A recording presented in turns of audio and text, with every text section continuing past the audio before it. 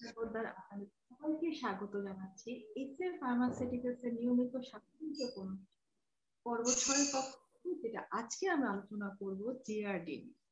আমরা সকলেই জানি এই 21-27 নভেম্বর আমরা আয়োজন করছি এই জিআরডি নিয়ে সচেতনতা দিবস, এবং তা কিন্তু সারা বিশ্বব্যাপী আয়োজিত হচ্ছে।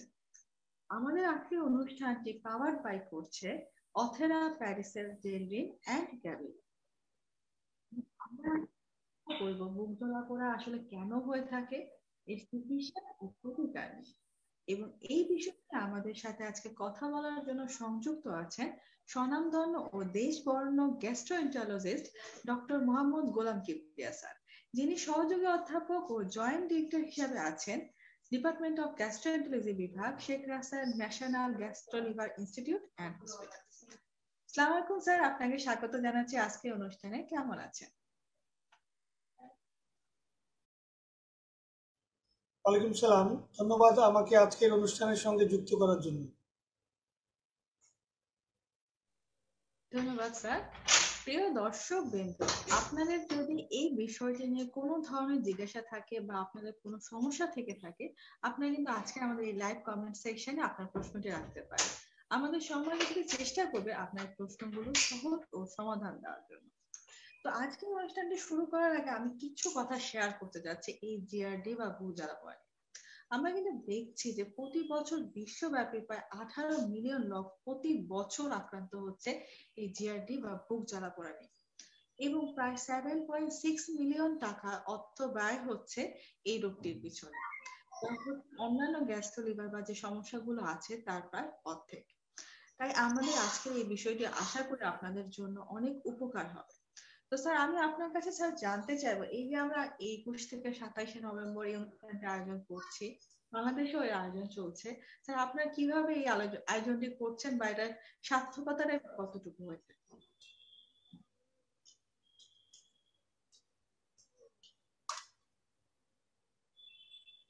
ধন্যবাদ প্রিয়াঙ্কা, আপনার কোশ্চেনটা একটু রিপিট করলে ভালো হয়, কারণ আমি আপনাকে স্পষ্ট শুনতে পাইনি। স্যার, আমি বলতে চাচ্ছিলাম যে এই যে স্যার আমরা 21 থেকে 27 নভেম্বর স্যার অনুষ্ঠানটি আয়োজন করছি, এবং বাংলাদেশেও প্রায় ব্যাপক উৎসাহ উদ্দীপনার মধ্য দিয়ে আয়োজন হচ্ছে, তো স্যার এই অনুষ্ঠানটির সার্থকতা কতটুকু, আর এবারে আমাদের প্রতিপাদ্য এবার কি ছিল স্যার? ধন্যবাদ। যেমনটি অনুষ্ঠানটির শুরুতে আপনি বলছিলেন যে সারা বিশ্বের উল্লেখযোগ্য সংখ্যক জনগণ এই রোগে ভুগে থাকেন। তো কাজেই যদি আমরা সারা বিশ্বের সমীক্ষা অনুযায়ী হিসাব করি যে 1/5 জনগণ এই রোগে ভোগেন, তো সেই কারণে এই রোগের ব্যাপ্তি এবং জনগণের ভোগান্তি অনেক বেশি।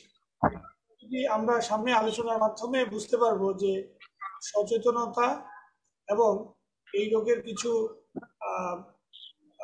স্বাভাবিক অভ্যাসগত পরিবর্তনের মাধ্যমে এটার বেশিরভাগ ক্ষেত্রেই নিয়ন্ত্রণ সম্ভব। তো সেই ক্ষেত্রে এই বুকে জ্বালা পোড়া বা খাদ্যনালী প্রদাহজনিত যে রোগ, এই রোগ সম্পর্কে সবাইকে যদি আমরা জানাতে পারি, সবাই যদি তার অসুখটা সম্পর্কে সচেতন থাকেন, তাহলে এটা নিরাময় এবং সুস্বাস্থ্য নিশ্চিত করা সহজ হবে। ধন্যবাদ স্যার। স্যার, আপনার কাছে জানতে চাইবো যে এই বুক জ্বালা পোড়া সমস্যাটা আসলে কি, বা কখন এটার জন্য হচ্ছে আমাদের চিকিৎসকের শরণাপন্ন হওয়া জরুরি? জি, আসলে একজন রোগী বা একজন সাধারণ মানুষ যখন একটা উপদ্রবে আক্রান্ত হবেন, উনি নিজে থেকে এটা গ্যাস্ট্রোইসোফেগাস ডিজিজ বা বুক জ্বালা পড়া বা খাদ্যনালীর প্রদাহ এটা তিনি নাও বুঝতে পারেন। তো সে কারণে প্রথমে এটার সিমটম বা উপদ্রব কি এটা বুঝতে পারা জরুরি। আবার কাছাকাছি একই ধরনের কিছু রোগের কারণে উপসর্গটা প্রায় একই রকমের হয়। তো সে কারণে অন্য রোগকেও এই রোগ বলে মনে হতে পারে।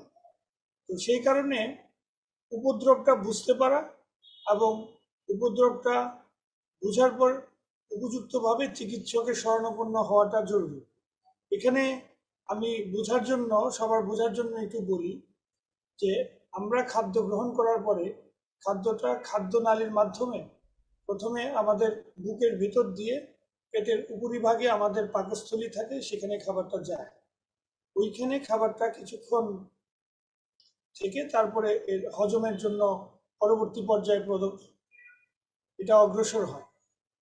তো এই যে খাদ্যনালী দিয়ে এটা যাচ্ছে, এই খাদ্যনালীতে খাবারটা যদি আবার ফিরে আসে, অথবা খাবারটা হজমের জন্য পাকস্থলীতে যে হজম রস এবং অ্যাসিড তৈরি হয়, সেই অ্যাসিডটা যদি খাদ্যনালী দিয়ে উপরের দিকে ফিরে আসে, তখন এটা এখানে একটু জ্বালা সৃষ্টি করে। এটা মনে রাখা ভালো যে খাদ্যনালীটা তৈরি হয়েছে শুধু খাবারটাকে মুখ থেকে পাকস্থলীতে পৌঁছে দেওয়ার জন্য।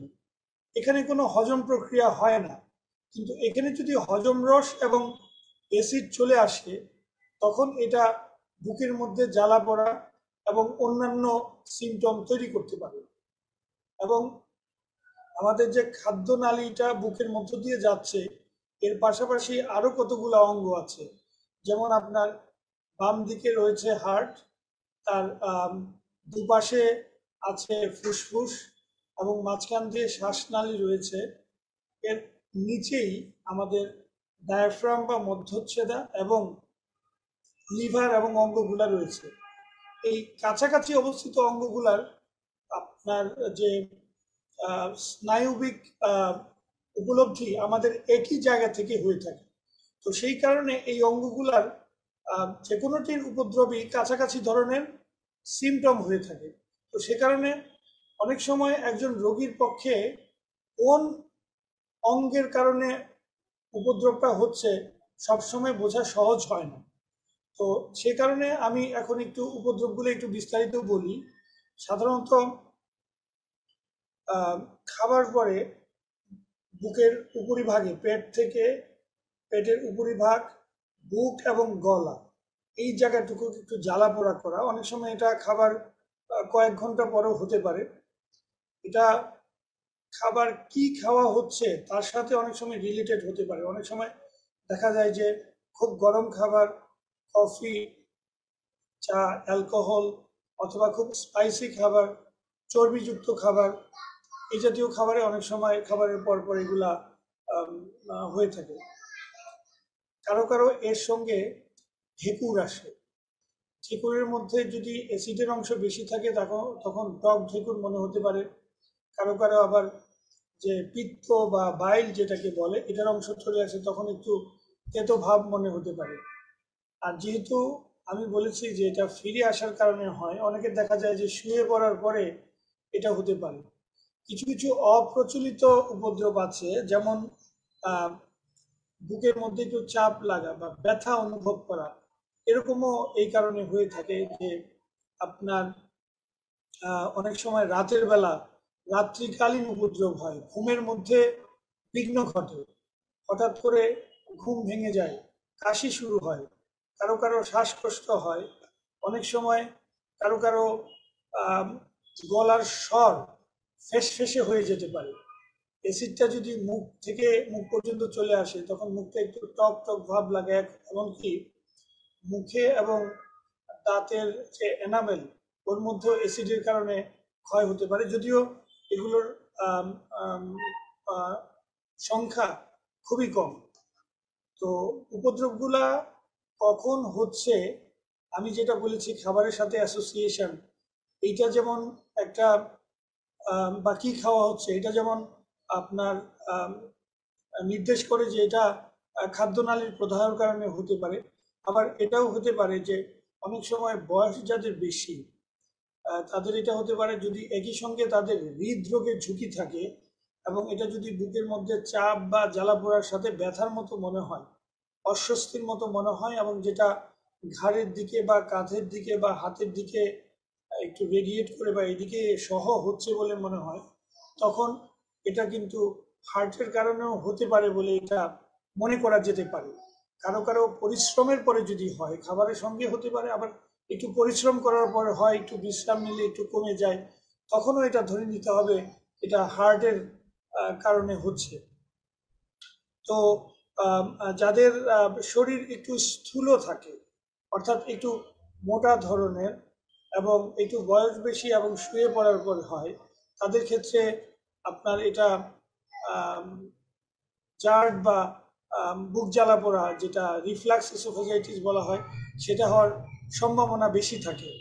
আবার যারা ধূমপান করেন, যারা ফাস্ট ফুডে বেশি অভ্যস্ত, যারা অ্যালার্জি হয় এরকম জাতীয় খাবার বেশি গ্রহণ করেন, তাদেরও খাদ্যনালীতে এরকম হয় রিফ্লাক্স, অথবা আরও কিছু রোগ আছে যেটাকে বলা হয় যে ইউসোনোফিলিক ইসোফেজাইটিস, অর্থাৎ খাদ্যনালীরও এক ধরনের অ্যালার্জি আছে, যার কারণে এরকম একই ধরনের উপদ্রব হতে পারে।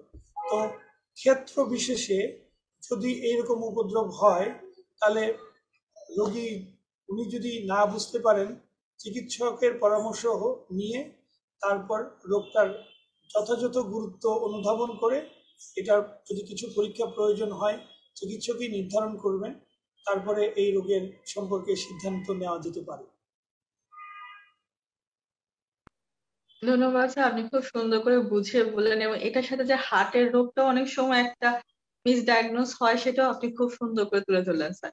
স্যার আমি জানতে চাইবো স্যার, এই যে আমরা রুগীরা পাচ্ছেন স্যার, আপনাদের কাছে স্যার কোন বয়সী রুগীরা খুব বেশি এসে থাকে?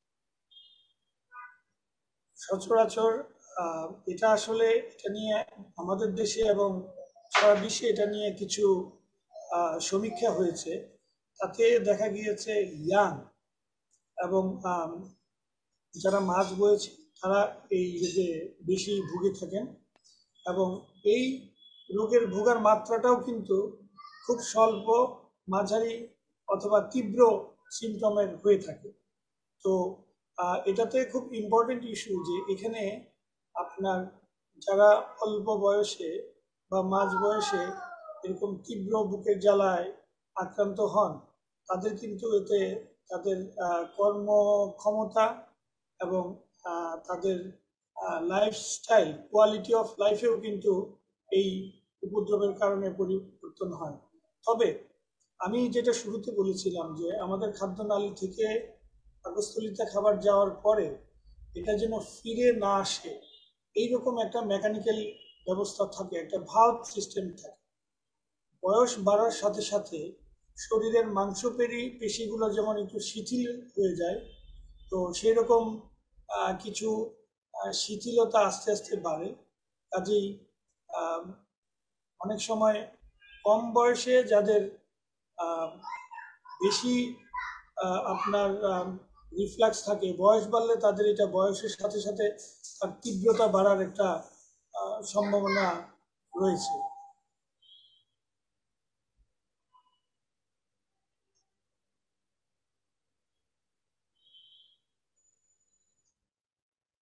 ধন্যবাদ স্যার। স্যার আমি আরেকটা জিনিস জানতে চাইবো স্যার, এই রোগটা হলে আমরা কি স্যার কোনো পরীক্ষা নিরীক্ষা করে থাকি?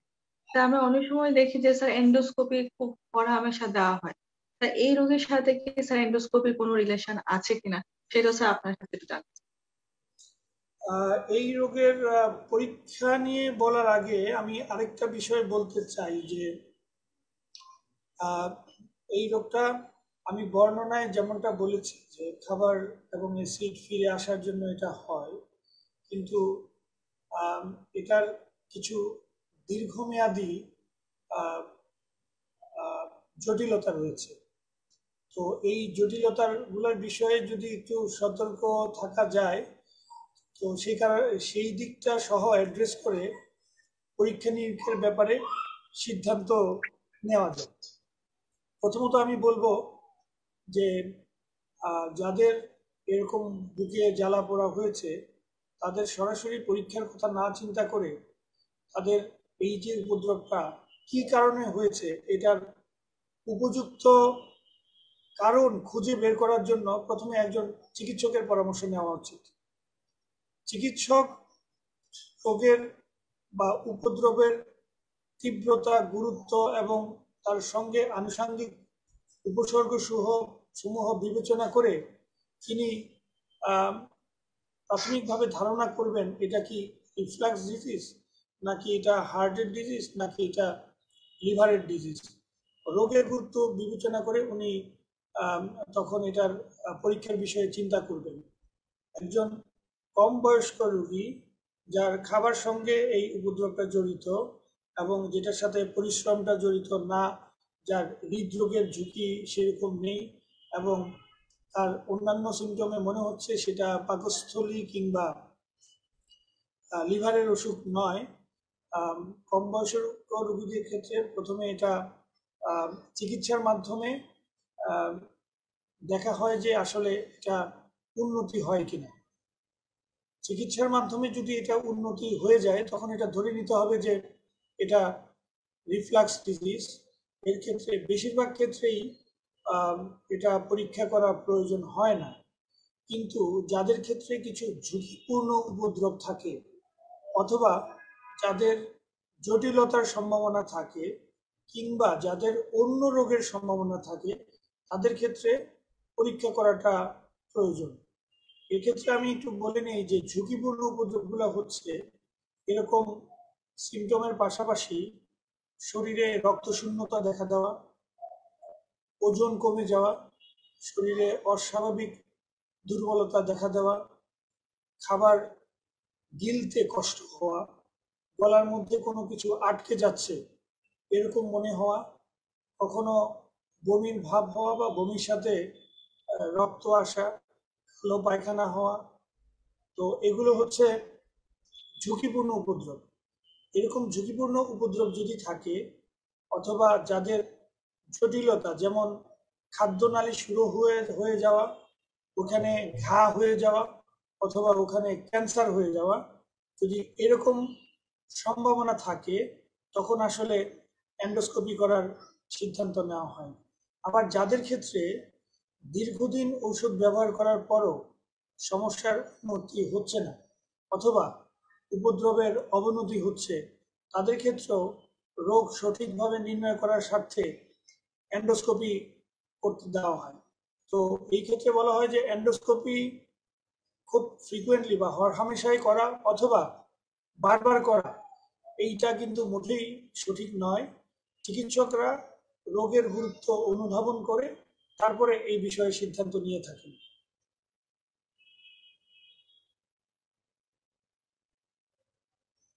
ধন্যবাদ স্যার এইটা ফোকাস করে দেওয়ার জন্য, কারণ অনেক সময় দেখা যায় যে পেশেন্টরা নিজেই এসে বলতেছে আমি অনেকদিন ধরে ভুগছি, আমাকে একটা এন্ডোস্কোপি করে দেন। আসলে এই জিনিসটা যে একজন চিকিৎসকই আপনাকে দেখে সিদ্ধান্ত নেবে এবং এটার প্রতি চিকিৎসকের উপর আপনার আস্থা রাখাটাও জরুরি, সেটা কিন্তু স্যার আপনাদেরকে সুন্দর করে বুঝিয়ে বলে। স্যার এই ধরনের পেশেন্ট গুলো আপনাদের কাছে আসলে স্যার আমরা সাধারণত কি ধরনের চিকিৎসা পদ্ধতি দিয়ে থাকি?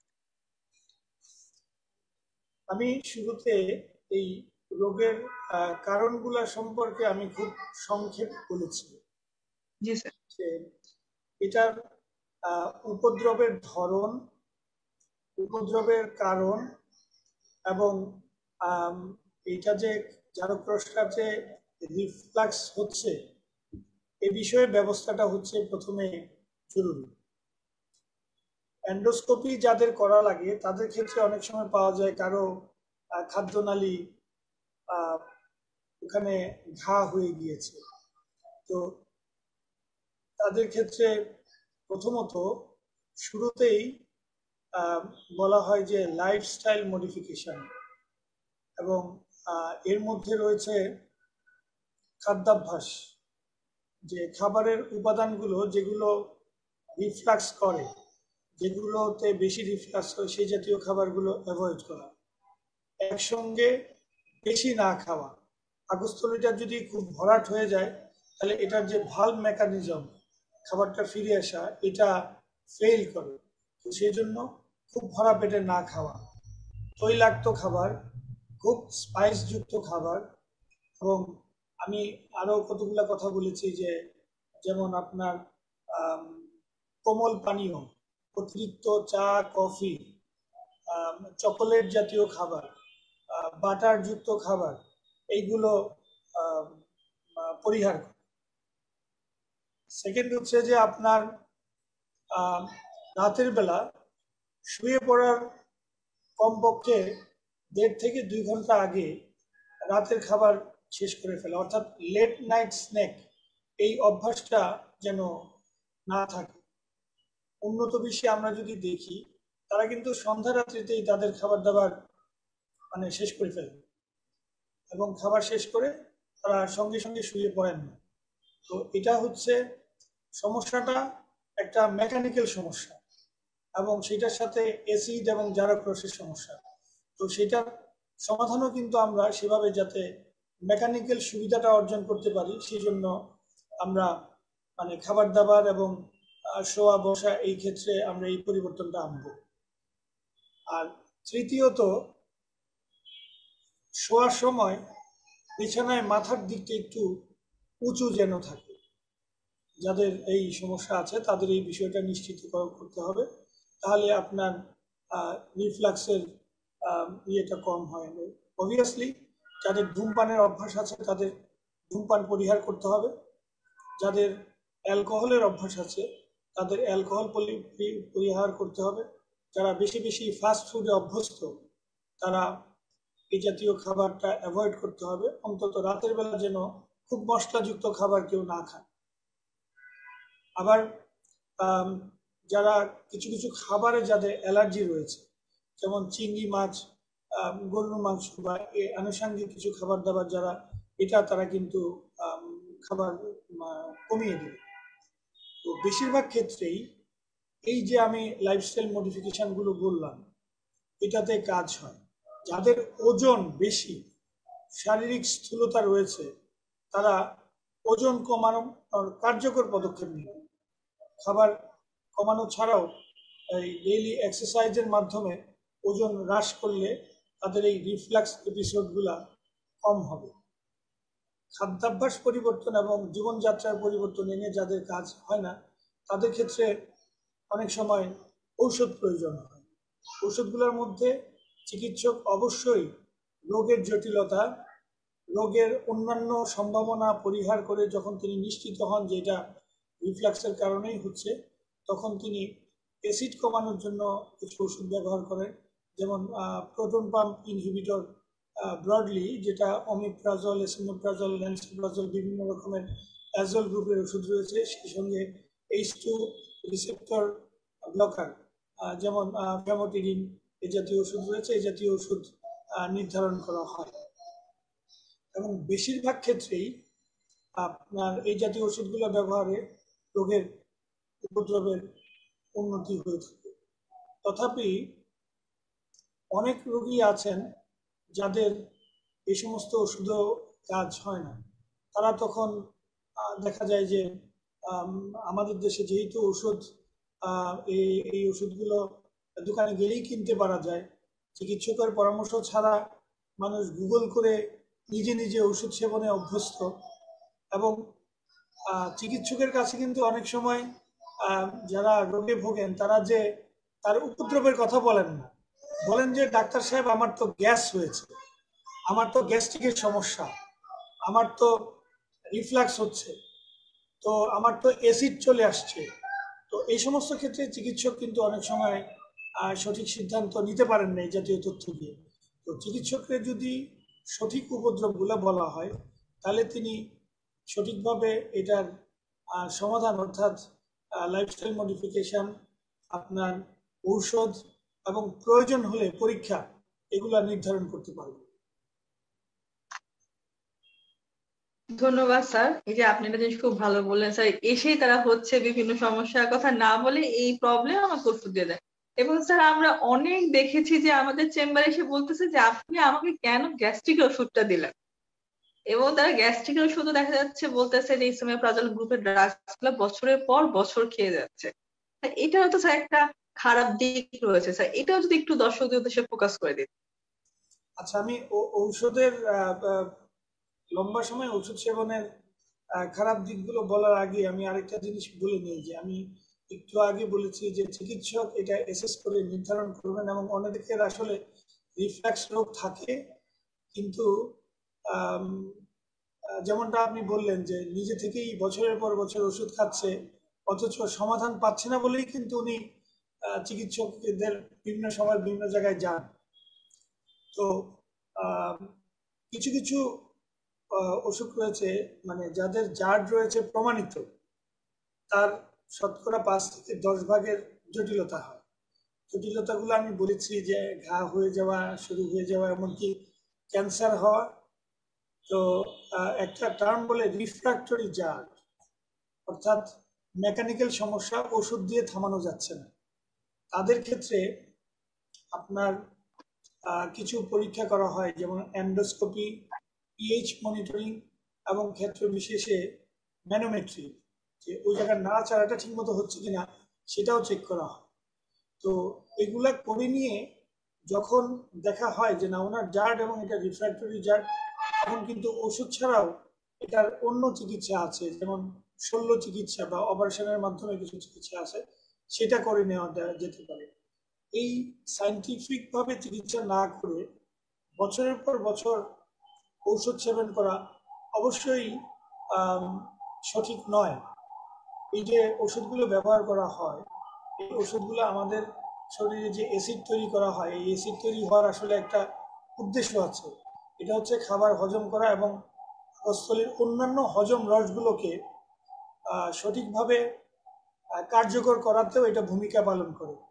পেটের মধ্যে যে আমাদের বিভিন্ন জীবাণু যেটা স্বাভাবিকভাবেই থাকে, এটা উপকারী জীবাণু, যেগুলো শরীরের বিভিন্ন রকমের এনজাইম এবং আপনার অনেক সময় ভিটামিনও তৈরি করে।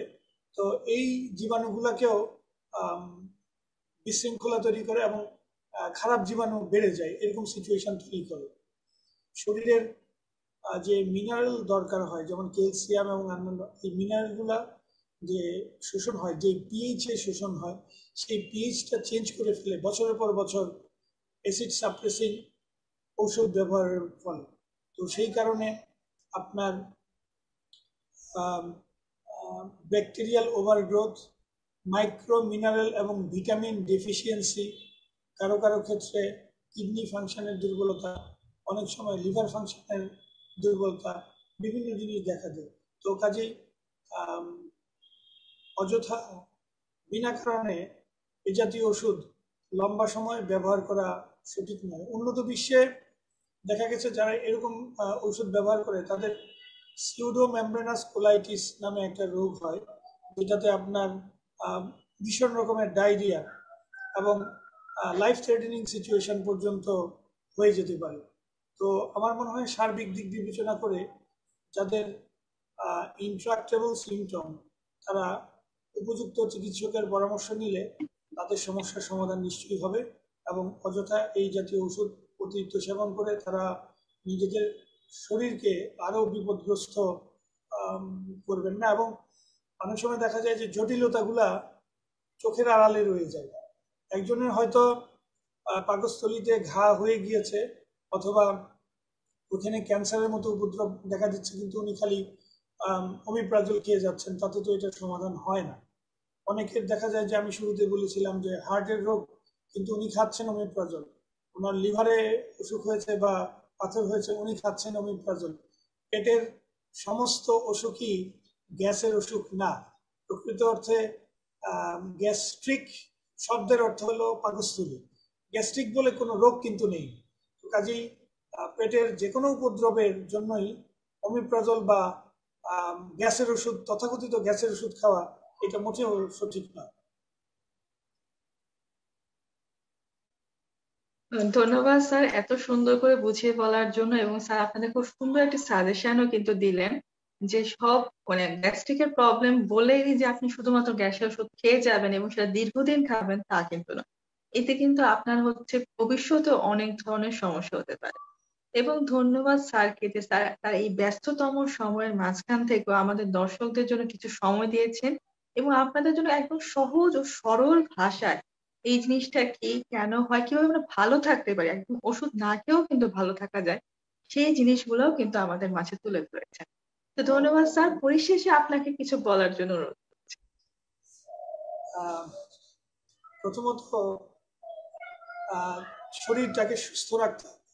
সুস্থ জীবনের জন্য আমাদের সুস্থ খাদ্যাভ্যাস খুবই প্রয়োজন, এবং খাবারের সময়, খাবারের উপাদান ভেজালযুক্ত খাবার, সম্ভাব্য ভেজালযুক্ত খাবার পরিহার করতে হবে।